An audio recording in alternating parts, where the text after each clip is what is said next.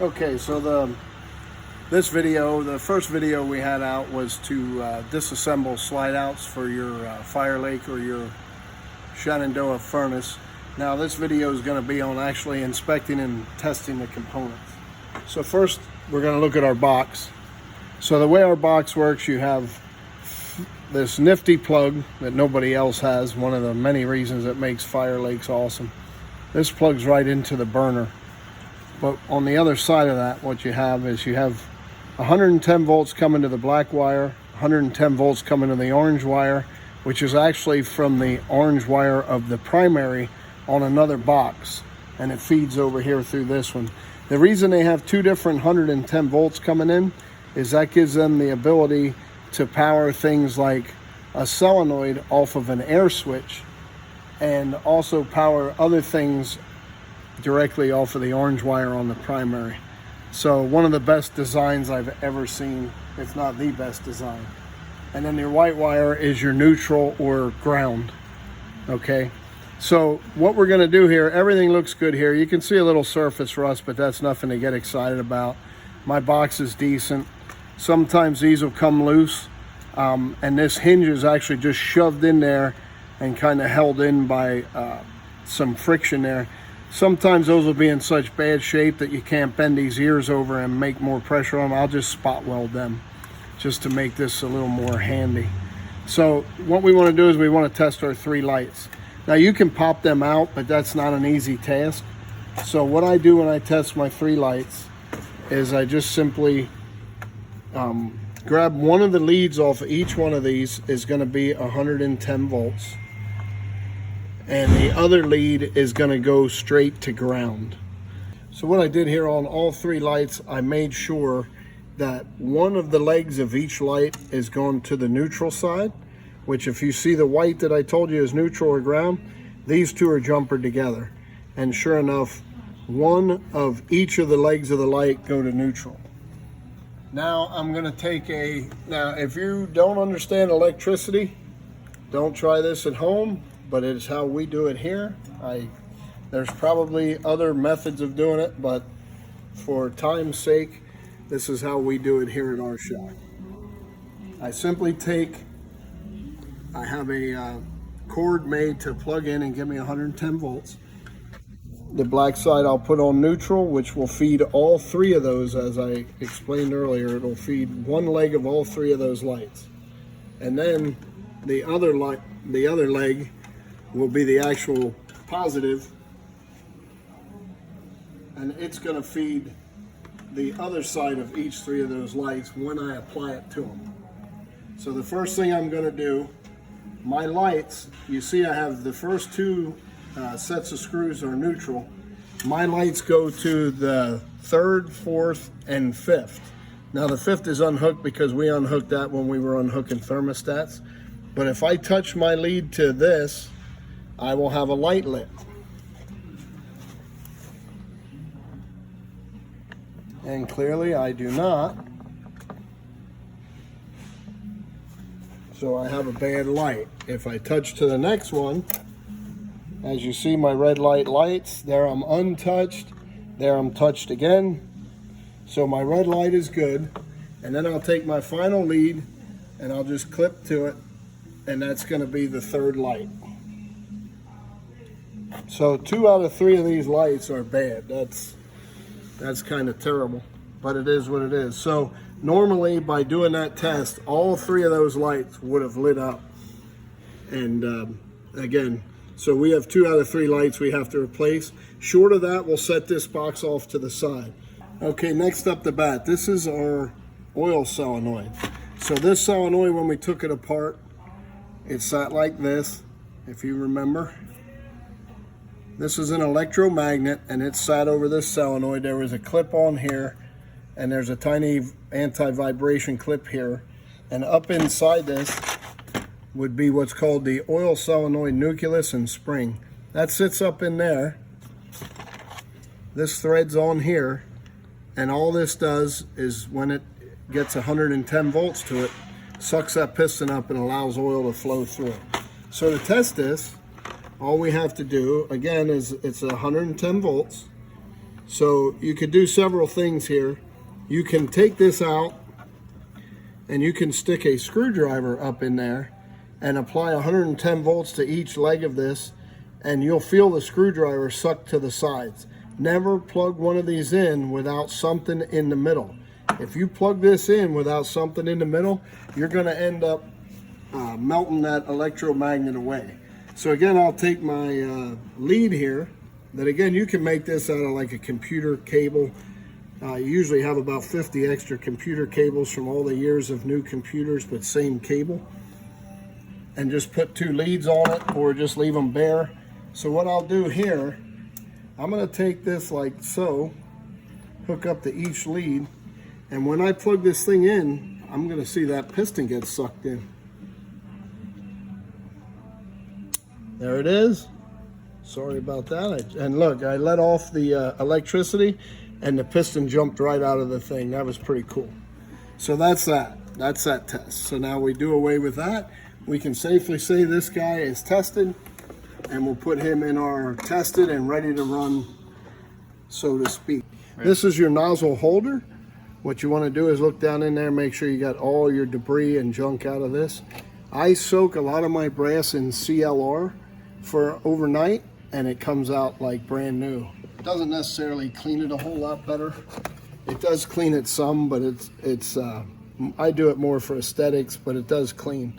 Here's my base that piston that I showed you, the nucleus, sits in. I just want to make sure I have a good square base down in there and make sure all dirt and debris is out. That guy's ready to assemble. This guy, I ran a pipe cleaner through it. I will take this to solvent, of course, and I'll run solvent through it. I'll look through it, and I'll also take a pipe cleaner and go down through here and force it up and around and wiggle it back and forth, and just make sure that you get all the deposits out of there. If you don't get all the oil out of there, that's going to clog your nozzle again, and you're going to have troubles. Same with these guys. Clean all the thread sealing off of it with a wire wheel, and if you look in there, they're good and clean. Now I still have a little haze of black on these after the solvent tank, but what you do with that is, again, that CLR cleans that right out. Also, if you go to Harbor Freight or somewhere, I buy packs of these brushes, stainless steel brushes and brass brushes, and I use them to do the initial clean out, because some of these will literally be 100% clogged, 80% clogged, and the answer to that is these brushes to dig it out. Wash them out real well and keep moving.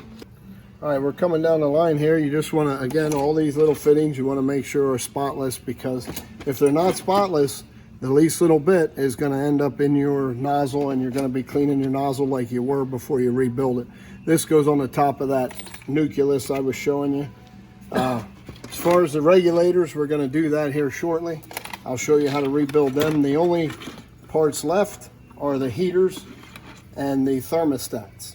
So for a heater, normally someone went and crimped all these ends on. These ends are normally not on a Shenandoah or a Firelake. So since they're on there, I'm going to have to use my extension cord again. But normally I would plug them straight into a receptacle and test them. So all you have to do to test these heaters is you need about 2 seconds of voltage, and you're going to know if they're good or not. So you want to make sure, I have a metal top bench here.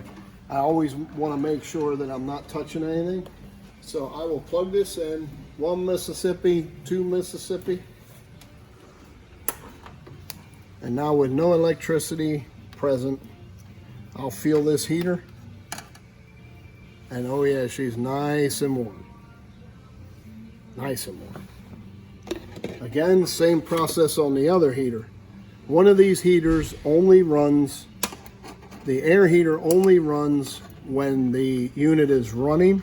And what that does is heats the air, because the air will be nice and warm from sitting from the oil heater. The oil heater will have the whole block nice and warm. But once that unit starts up and it starts pulling air through it, then that air temperature is going to start becoming pretty critical and mixing with the oil you just heated up cold if you don't have a second heater. So Firelake is one of the ones that will actually turn the air heater on only when the unit is running and heat your air. Again, I can't say enough about Firelake. Firelake hasn't made any changes on their stuff in 30 plus years because they were born great. Firelake really designed a waste oil furnace that I don't know of any better. So now this is the other heater, same thing. 1 Mississippi, 2 Mississippi, stop. Now if we have a nice warm heater, we know that our heater is good. I've never had this not work, this test, so I'm sure someone will come along and say I should have put an ohm meter and an oscilloscope and 40 other different pieces of equipment on it and test it, but that's the way I do it, and it's always worked. I've never had a bad heater out of the, we've probably done 1,500 of these slide outs over the last 25, 30 years.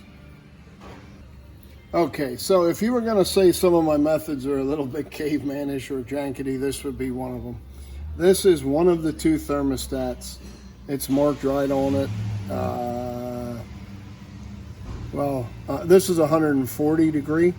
Now, I can't tell if something else melted onto this or if this was blown out, but in my mind, this thermostat is junk. And if this thermostat isn't working, that tells me, depending on how it's not working, sometimes if these things short together, it runs your heater all the time, and it will bake the oil inside your thermostat or inside your slide out. This one here clearly has connection. If you notice my meter, as soon as I hook up, my meter goes on. So this is a bad thermostat. This one is already connected. If you notice, even when I touch the leads together, it goes a little more, but I definitely have a lot of resistance in this thermostat. So as you can see, not only is it melted, it's bad. But the way we would test this, to get that all the way down to a complete connection, we would heat it up with just a torch. So we would fire our torch up, and just be careful not to melt. What you don't want to do is do damage to this thing when you're testing it. But what you do is you heat her up real nice, and it takes a minute. It doesn't heat up super fast. And now that number that says 19.2, 19.4, at some point that bad boy should go to about 0.1.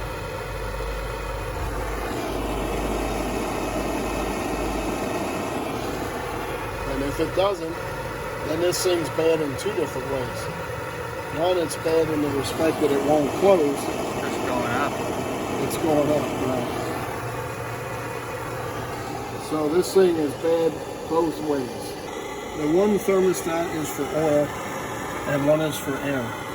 And I actually told you wrong. That is supposed to be closed normally, and then it opens when it reaches temperature. So this unit is bad because it never opened.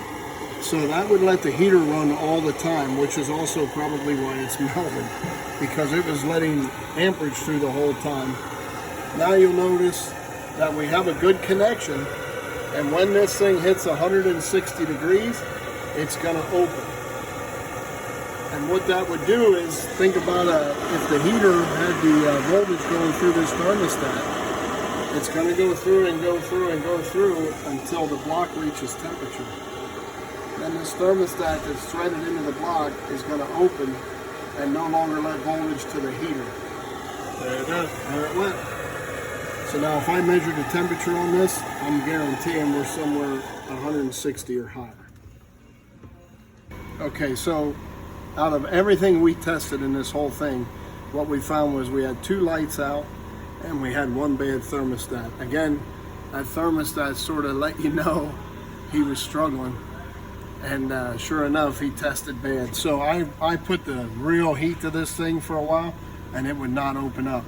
The way Firelake designed this, he's thread into the end of the block, and they're constantly monitoring the temperature of the block, and they'll let voltage through. If you could imagine, this is on one terminal with voltage and sending it through to another terminal that goes directly to the heater. We'll show you that in the next video when we do assembly of the slide out, but I just wanted to show you a little bit more about it. And I smoked this thing and it would not open up. So this is definitely bad. and we're going to replace it. And again, Bamberger's has all the parts you need for these units. We stock everything that they make to put a slide out back together, but we'll show you that in the next video.